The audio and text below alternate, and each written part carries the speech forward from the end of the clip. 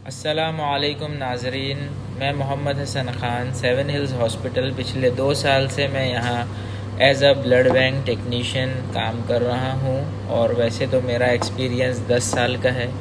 ये वीडियो बनाने का मेरा असल मकसद ये है कि मैं मेडिकल लैब टेक्नीशियन की फ़ील्ड के बारे में आपको भी जानकारी दे सकूँ कि इसमें आप किस तरीके से आ सकते हैं 10वीं के बाद, 12th के बाद। तो सबसे पहले तो ये फ़ील्ड के बारे में थोड़ा सा इंट्रोडक्शन दे देता हूँ कि ये फ़ील्ड एक मिडिल क्लास फ़ील्ड है। ये बहुत ज़्यादा भी आपको इसमें पैसा नहीं है जिस तरीके से MBA वगैरह करने के बाद हो जाती है सैलरी।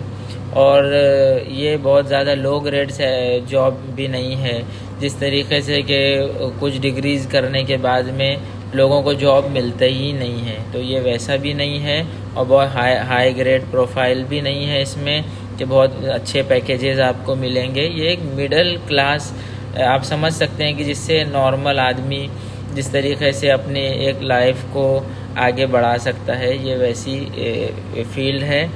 और अगर जो लोग चाहते हैं इसको ज्वाइन करना तो उनके नॉलेज के लिए मैं इसमें अपना इन्फॉर्मेशन और अपनी नॉलेज आपको दे रहा हूँ। तो सबसे पहले जिसने 10th पास किया है, अगर वो साइंस में एडमिशन उनको मिल रहा है तो अच्छी बात है। अगर साइंस में नहीं मिल रहा है, परसेंटेज कम है, तो वो MCVC करके एक स्ट्रीम है, उससे MLT करेंगे तो आप इसमें इस कोर्स को कर सकते हैं। दूसरी चीज़, साइंस 12th के बाद में आप इससे BSc भी कर सकते हैं। BSc MLT के नाम से ये कोर्स होता है। और उसके बाद वो स्कोप जो रहेगा वो लैब में रहेगा, जो पैथोलॉजी लैब वगैरह रहती है उसमें रहेगा। और उसके अंदर डिपार्टमेंट्स रहते हैं, जैसे हेमेटोलॉजी का एक डिपार्टमेंट होता है, और बायोकेमिस्ट्री का डिपार्टमेंट होता है, क्लिनिकल पैथोलॉजी का डिपार्टमेंट होता है। ये सब एक इसका डिपार्टमेंट है। और अलग अलग अगर फील्ड आप देखेंगे तो एक ब्लड बैंक की फील्ड हो जाती है जहाँ मैं काम कर रहा हूँ, और उसी तरीके से एक लैब की फील्ड हो जाती है। अगर आप अपने खुद का लैब डालेंगे या अपने खुद का कुछ करेंगे तो उसमें आप अच्छा आगे कर सकते हैं। और अगर खुद का नहीं करते हैं आप जॉब के हिसाब से, तो जॉब में भी इसमें गवर्नमेंट जॉब भी मिल जाती है अगर आप अप्लाई करेंगे, कोशिश करेंगे। और इसके अंदर आपको कॉरपोरेट लेवल पे कॉरपोरेट हॉस्पिटल में जॉब मिल जाएगी।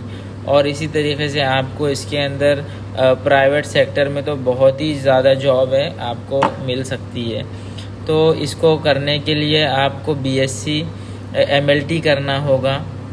और अगर आप इसके आगे भी पढ़ना चाहते हैं तो पोस्ट ग्रेजुएशन जो AD-MLT के नाम से होता है, इसके इंस्टीट्यूट होते हैं, कॉलेजेस भी हैं।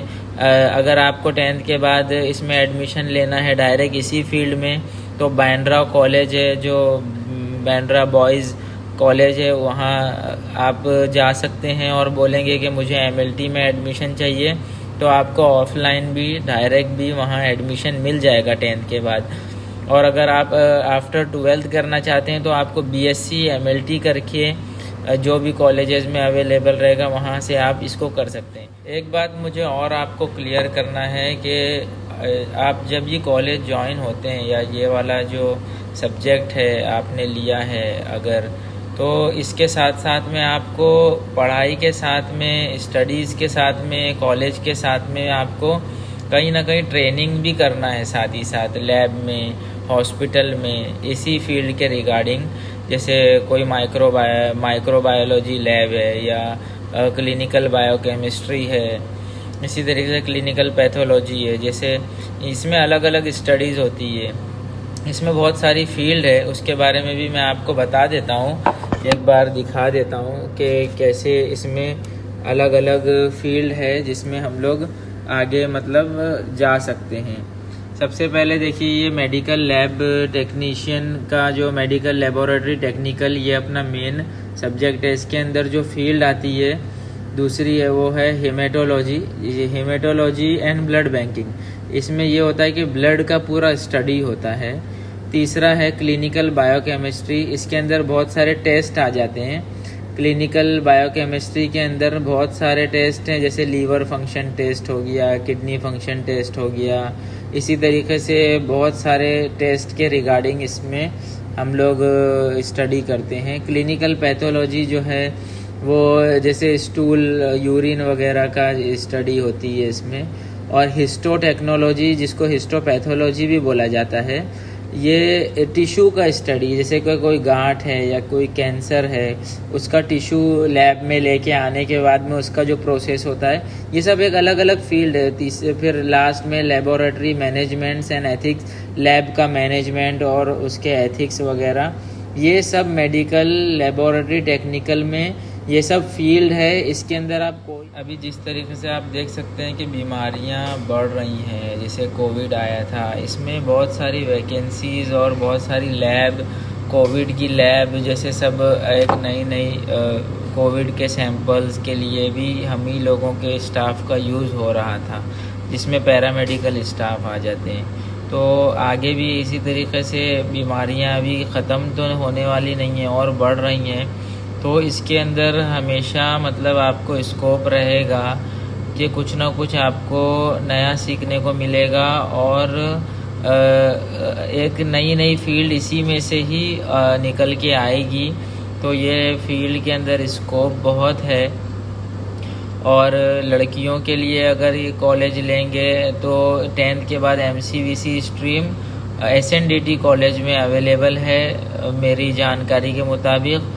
और लड़कों के लिए बैंड्रा बॉयज़ में 10th के बाद MCVC स्ट्रीम से MLT हो जाएगा। और अगर ग्रेजुएशन कर रहे हैं प्लेन BSc से, तो उसके बाद में AD/MLT करके भी आप इस फील्ड में आ सकते हैं। और ये फील्ड के अंदर आने के बाद में AD/MLT करने के बाद एडवांस डिप्लोमा, जिसको बोलते हैं advance diploma medical laboratory technician, तो इसके हिसाब से भी आप करके ये फील्ड में आ सकते हैं। तो उम्मीद करता हूँ मैंने इस फील्ड के बारे में, इस कोर्स के बारे में आपको जानकारी दी है मेरे हिसाब से जितना हो सकता था। और फ़ीस वगैरह सब इंस्टीट्यूट और कॉलेजेस की अलग अलग है, तो आपको इसके लिए थोड़ा ख़ुद से सर्च करना पड़ेगा। आज के टाइम में बैंड्रा में है, बोरीवली में है, माहिम में महाराष्ट्र पैरामेडिकल इंस्टीट्यूट है।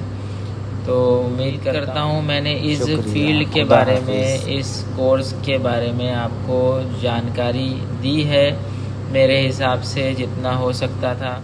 शुक्रिया, खुदा हाफिज़।